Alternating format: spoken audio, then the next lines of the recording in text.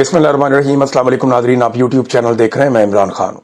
इमरान खान ने भी ये बात की थी, मुझे मजबूरन ये बात दोबारा कहनी पड़ेगी कि पाकिस्तानियों आप लोग बहुत सुस्त हो, आपको जगाने में बहुत टाइम लग जाता है, आप लोगों को बात समझ नहीं आती, आपके साथ भी ये रिक्शे वाले वाला सलूक होगा।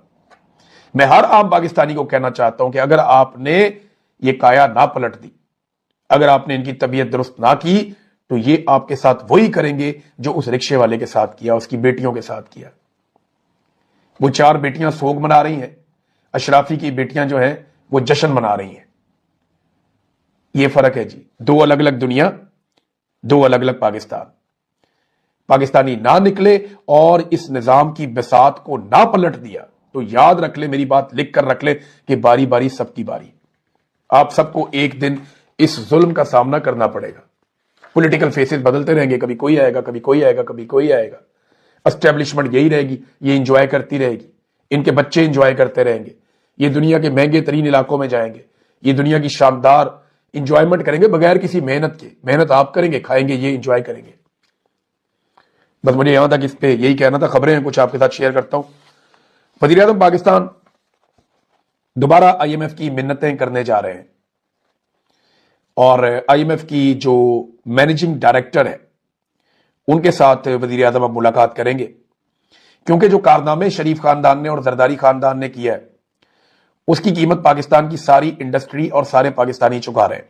कैसे, मैं आपको बताता हूं। इन्होंने नाकाबिले फहम किस्म के, अजीबो गरीब किस्म के, जब किसी को समझ भी नहीं आते उस तरह के LNG के महंगे तरीन मुआहदे कर लिए। इन्होंने मुआहदे करके LNG बहुत ज्यादा कीमत पर खरीद ली और बहुत लंबा मुआहदा कर लिया। अब आपका इस्तेमाल कम है, आपके पास LNG ज्यादा है। दुनिया में LNG सस्ती हो रही है, लेकिन आपने क्योंकि मुआहदे कर लिए तो आपको महंगी खरीदनी पड़ेगी। तो नवाज शरीफ साहब ने जो घटिया लंबे मुआहदे किए LNG के, वो पाकिस्तान की जड़ों में बैठ गए। फिर इन्होंने IPPs के अजीबो गरीब किस्म के मुआहदे किए कि IPPs को लाकर बैठा दिया, आप बिजली बनाएं या ना बनाएं, हम आपको पैसा देंगे, हर महीने बिल आपको मिलेगा।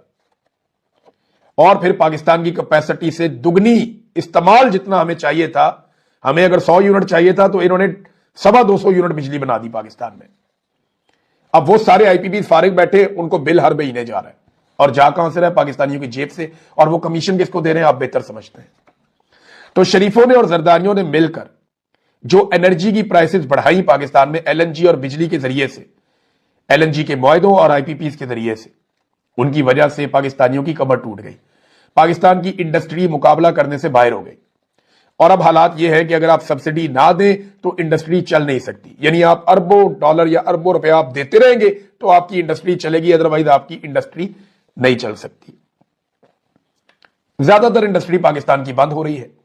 मैं बहुत मोहतात भी बात करूं तो 25 से 30% टेक्सटाइल इंडस्ट्री आपकी खत्म हो गई है। किसान आपका पूरी तरह से बर्बाद हो गया। अब बची कुची इंडस्ट्री को और कारोबारी हजरात को बचाने के लिए, देखिए सबको तो PIA तोहफे में नहीं दे सकते ना, ये सबको तो ये बड़े बड़े अपनी जो सरकारी महकमे वो तोहफे में नहीं दे सकते। बाकी लोगों ने तो मेहनत करके पैसे कमाने हैं। तो कॉस्ट ऑफ प्रोडक्शन बहुत ज्यादा हो गई, क्योंकि पाकिस्तान में LNG और IPPs वाले गंद की वजह से ये इतना महंगा हो गया पाकिस्तान के अंदर प्रोडक्शन करना कि जो सनतकार हैं वो भागना शुरू हो गए। अब उन्हें रोकने के लिए ये IMF से दोबारा दरखास्त करेंगे कि जनाब हम 2000 अरब का कोई एक रिलीफ पैकेज देना चाहते हैं सनतकारों को, हमें ये देने दिया जाए। हालात इनके पता क्या है, इन्होंने जिस नौयत के मुआहदे किए उसके बाद पाकिस्तान के साथ क्या हुआ, इसको अगर आप जानना चाहते हैं तो ये एक खबर आप देखिए कि बिजली के शोबे में 800 अरब रुपए की मनफी इक्विटी सालाना कारकर्दगी रिपोर्ट आई है। ये इन्होंने पाकिस्तान के साथ किया नादरीन। और 6 बिजली की तकसीम कार कंपनियां मुसलसल उनको नुकसानात हो रहे हैं, बिजली चोरी नहीं रोक पाए ये, और सर्कुलर डेथ जो है वो बढ़ता हुआ बोझ बनता जा रहा है। इस वक्त तक जो पावर सेक्टर के कुल वाजिबात हैं, पावर सेक्टर के कुल वाजिबात इस वक्त तक 9.2 खरब यानी 9200 अरब तक पहुंच गए हैं। ये इन्होंने किया पाकिस्तान के साथ पिछले 15-20 साल में। जरदारी साहब आए, उन्होंने जनाब राजा रेंटल साहब तबाहियां फेर दी उन्होंने। नून लीग ने उनको नाम दिया था, फिर खुद आए, फिर भी वही काम किया। ایسے IPPs کے معاہدے کیے کہ بیڑا غرق کر دیا, معیشت کو ایسا ٹیکا لگایا کہ آج 9,200 ارب آپ کو ڈائریکٹلی دینا ہے. یہ آپ کے ذمہ صرف واجبات ہیں پاور سیکٹر میں, یہ انہوں نے کیا پاکستان کے ساتھ. ناظرین, اب کیونکہ تیرا میں آپریشن ہو رہا ہے تو باجوڑ پہ بھی توجہ آئے گی. باجوڑ میں پہلے بھی آپریشن ہوئے ہیں, بار بار ہوئے ہیں. باجوڑ کا معاملہ یہ ہے کہ وہاں پہ بہت قیمتی معدنیات ہیں, شاندار قسم کی معدنیات ہیں. تو وزیر اعلیٰ خیبر پختونخوا بے شک نوجوان ہے لیکن بہت تجربہ کار ہے. یہ جناب گئے اور جا کے انہوں نے باجوڑ کے پارلیمنٹیرینز, قومی مشران اور عمائدین پر مشتمل ایک جرگے سے انہوں نے جا کے ملاقات کی. اور یہ جو جرگہ بیٹھا باجوڑ کے حوالے سے, اس میں بہت ساری چیزوں کے اوپر انہوں نے غور کیا, اور جو لوگوں کے مکانات کو, لوگوں کے دکانوں کو, لوگوں کے کاروبار کو جتنا بھی نقصان ہوا ہے اس کے ازالے کے لیے یہاں پہ تجاویز پیش کی گئیں. لیکن اب باری باری سب کی باری, میں بار بار یہ کہتا ہوں, جب ایک علاقے میں آپریشن ہو رہا ہوتا ہے تو دوسرے علاقے کے لوگوں کو لگتا ہے کہ ہم پہ آپریشن نہیں آئے گا. نہیں جی, باری باری سب کی باری. جہاں جہاں وسائل ہوں گے وہاں وہاں پہ مسائل آئیں گے. جہاں جہاں پہ معدنیات ہوں گی وہاں وہاں پہ لڑائی پہنچے گی. لیکن اب وینزویلا میں کیا تھا, لڑائی پہنچ گئی نا. کیوں پہنچی؟ معدنیات ہیں, تیل ہے. ایران میں, عراق میں, لیبیا میں کیا تھا؟ تیل تھا نا, لڑائی پہنچ گئی. اسی طرح دنیا میں جہاں جہاں پہ وسائل ہیں وہاں پہ مسائل خود ہی پہنچیں گے, اور یہی طریقہ کار ہے, یہی طریقہ واردات ہے. اب دیکھیں نا, یہاں پہ گرین لینڈ کے اندر اس وقت ایک پھڈا پڑا ہوا ہے بہترین دوستوں کے اندر. یہ وہ ممالک ہیں جو نیٹو کے اندر ایک شاندار اتحاد کے اندر رہے. انہوں نے دنیا میں جہاں چاہا انہوں نے اٹیک کیا, اور جو مقاصد ان کو درکار تھے انہوں نے اپنے اچیو کیے. لیکن آج ان کے بیچ میں ایک کنفلکٹ ہے, وجہ گرین لینڈ. تو گرین لینڈ میں کیا ہے؟ معدنیات, وسائل. تو وسائل کے حصول کے لیے مسائل پیدا ہو جاتے ہیں. اچھا صاحب نے چند بڑی امپورٹنٹ باتیں کی ہیں, میں چاہوں گا کہ آپ کے ساتھ ضرور شیئر کروں. انہوں نے کہا جی اس تمام صورتحال کا واحد حل جو ہے, یہ کراچی کے اندر کیونکہ ایک تحریک تحفظ آئین پاکستان کی میٹنگ ہوئی, تو انہوں نے کہا اس تمام صورتحال کا واحد حل جمہوریت ہے. ہمیں ایسی جمہوریت چاہیے جہاں چھوٹی قومیں بھی بول سکیں, جہاں اختلاف رائے کو جرم نہ سمجھا جائے, جہاں نا انصافی گھروں کو اجاڑنے کی بجائے انصاف خوشحالی لائے. نا انصافی بھائیوں کو لڑا دیتی ہے, معاشرے کو توڑ دیتی ہے, اور بد اعتمادی کو جنم دیتی ہے. کسی نے درست کہا تھا کہ پاکستان قوموں کا ایک قید خانہ بن چکا ہے, پنجرہ ہے, چاہے وہ سونے کا ہو یا جواہرات سے سجا ہوا ہو, پنجرہ آخر پنجرہ ہی ہوتا ہے. آزادی کے بغیر کوئی قوم ترقی نہیں کر سکتی. پھر اچکزئی صاحب نے کہا کہ انگریزوں نے سڑکیں بھی بنا دی تھی, ریلوے بھی بنا دیے تھے, تعلیمی ادارے بھی بنا دیے تھے, مگر پھر بھی ہم غلامی پر ان کو تکلیف کو ان کی سمجھو. لیکن وہ کیا سمجھائے گا, اس کا اپنا ادارہ جو ہے مریم نواز کے فلیکس سیدھے کرنے پہ لگا ہوا ہے آج کل. تو انہوں نے کیا کرنا ہے, یعنی اس سے پہلے ہم دیکھتے تھے فوج کو کام کرتے ہوئے, لیکن ابھی مریم نواز کے فلیکس فوج سیدھے کر رہی ہے. یہ دن بھی فوج نے دیکھنا تھا. میرے بہت سارے فوجی دوست ہیں, وہ بےچارے اس کے اوپر بڑے سیکھ پائے. میری ان سے بات ہوئی, میں نے کہا یہ کیا ہے, انہوں نے کہا یار کدھر لا کے کھڑا کر دیا ہمیں, یہ ہمارا کام تو نہیں ہے نا, مریم نواز کے فلیکس ہم سیدھے کر رہے ہیں, یہ تو یونیفارم کی توہین ہے, زیادتی ہو رہی ہے. تو میں نے کہا یہ کیوں کرتے ہو؟ پھر انہوں نے کہا یار بےچارے سپاہی کا کیا دماغ ہوتا ہے, وہ تو جو دیکھتا ہے وہ اس کو فالو کرتا ہے. وہ دیکھ رہا ہے اوپر سے یہی کام چل رہا ہے تو آگے بھی یہی کام چل رہا ہے, اب کیا کرے. حالات ان کے یہ ہے کہ انہوں نے جانوروں کے چارے کے اوپر مریم نواز کا فوٹو لگا دیا, اور بھائی ادھر کسی کٹے بچے کا لگانا تھا, کسی بچی کا لگانا تھا, گائے بھینس کا وہاں پہ آپ نے لگانا تھا فوٹو کہ یہ چارہ گائے بھینسوں کے لیے آیا, ادھر بھی چک کے مریم نواز کا فوٹو لگا دیا. بھائی مسجد ایک ایسی جگہ, عورت آگے کھڑی ہو جائے تو اب نماز نہیں پڑھ سکتے, وہاں مریم نواز کا فوٹو مسجد میں بھی چپکا دیا کہ جناب یہ مسجد ہے, نیچے وہ کمشنر کا اور یہ وہ سارا لکھا ہوا ہے. تو مسجد کے اوپر بھی مریم نواز کا فوٹو چپکا دیا. اپنا فوٹو چپکانے کا جو شوق ہے نا, وہ یہ بتا رہا ہے کہ یہ لوگ ذہنی مریض ہیں, ان کو علاج کی ضرورت ہے. ان کو اقتدار دے دیا پکڑ کے اسٹیبلشمنٹ نے, انہیں تو اب اس وقت علاج ملنا چاہیے تھا, انہیں لا کے اقتدار میں بٹھا دیا. کیسی زیادتی کی ہے ان کے ساتھ, اور قوم کے ساتھ اس سے بڑی زیادتی کی ہے. ناظرین ایک چیز اور میں آپ کو بتاتا ہوں کہ یہ باتیں بہت بڑی بڑی کر رہے ہیں. سب سے پہلے گنڈا پور نے بڑھ کے ماری تھی, پھر خواجہ آصف نے, پھر مصدق ملک نے, پھر حکومت کے اور بہت سارے لوگوں نے, پھر ٹک ٹاکنیوں نے اور اس کی مالکن نے, سب نے میدان میں آ کے بڑھ کے ماری تھی کہ جناب ہم یہ عوام کے ساتھ زیادتی نہیں ہونے دیں گے, یہ ہم اپنے علاقے ڈبو دیں گے, عوام کو بچائیں گے, یہ جو دریا کے اندر تجاوزات ہیں یہ ختم ہونی چاہیے, یہ جو غیر قانونی سوسائٹیاں بنی ہوئی ہیں یہ نہیں بننی چاہیے. کسی ایک کے خلاف بھی قانونی کارروائی نہیں ہوئی ابھی تک.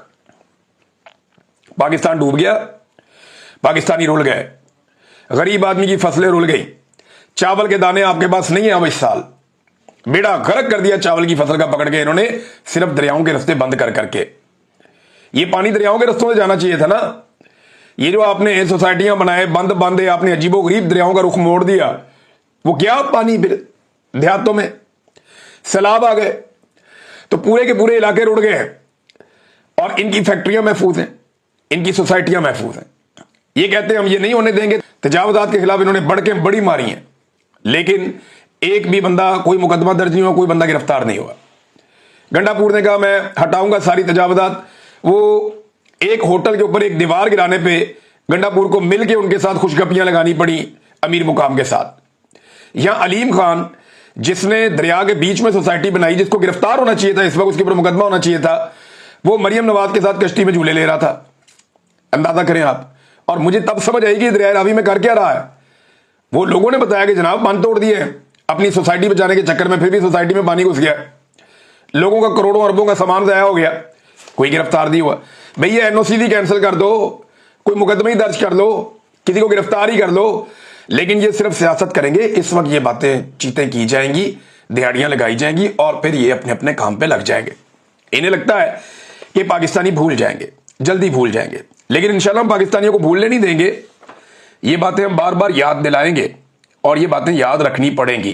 ناظرین, عمران خان صاحب کو آج بھی ان کی بہنوں سے نہیں ملنے دیا گیا, انہیں قید تنہائی میں رکھا گیا ہے. خاص طور پہ انہوں نے جو آخری ٹویٹ کیا اس کے بعد بڑا سخت میسج دیا جا رہا ہے. ان کے دونوں بھانجوں کو گرفتار کر لیا گیا ہے, ان کے بیٹوں کو ویزا ایشو نہیں کیا جا رہا, جیل کے اندر ان کی اپنی حالت خراب ہے. آج ایک میڈیکل رپورٹ بھی آئی ہے, وہ بھی میں آپ کے ساتھ شیئر کرتا ہوں. تو مری پلان کے بعد ایسا لگتا ہے کہ اب چیزیں ایگزیکیوٹ ہو رہی ہیں.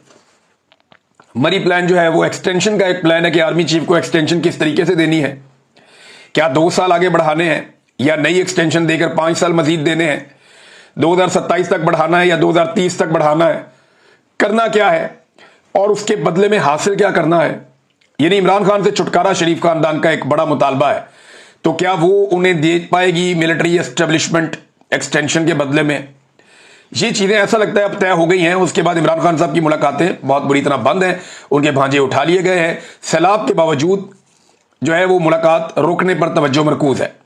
اڈیالہ کے بعد آج ملاقات والا دن تھا, وہاں ڈرامہ لگا رہا سارا دن, پھر انہوں نے نہیں ملنے دیا. کارکن بھی احتجاج کرتے رہے.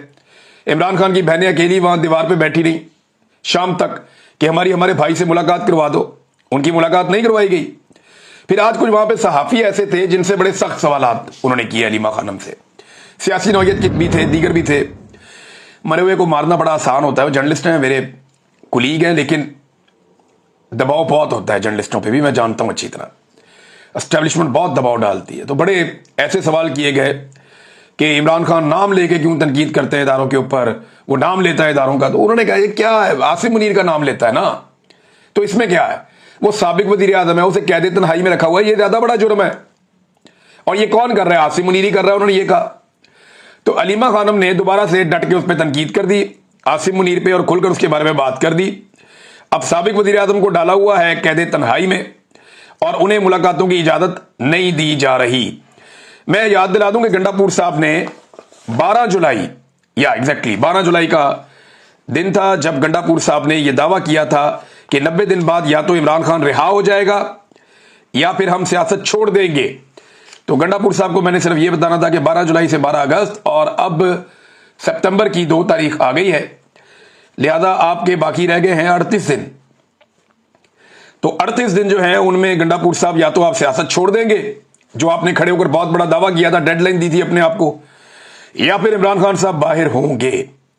تو میں نے اس وقت کہا تھا کہ ان کے بعد 3 مہینے کے بعد کوئی اور بہانہ ہوگا کہ یہ نہ ہوتا تو عمران خان چھوٹ جاتا, وہ نہ ہوتا تو عمران خان چھوٹ جاتا, یہ میری بات مان لیتا تو عمران خان چھوٹ جاتا.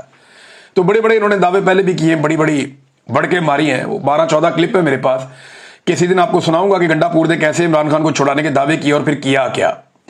بہرحال عمران خان صاحب کی میڈیکل ایشو کے اوپر ایک رپورٹ آئی ہے, اور یہ رپورٹ کہہ رہی ہے کہ حیران کن انکشاف ہے اس کے اندر, جس کے مطابق پہلی بار پمز میڈیکل بورڈ نے کان اور دانت کے حساس ہونے کی بنیاد پر سپورٹیو مینجمنٹ تجویز کی ہے عمران خان کے لیے.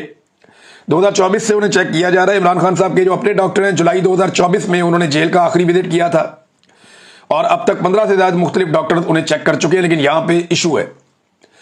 دیکھیں عمران خان شکایت نہیں کرتا, وہ جسمانی لحاظ سے خود کو مضبوط رکھنے میں کامیاب رہے ہیں عمران خان صاحب, لیکن ان کے کان اور دانت کا ایشو بڑھ رہا ہے.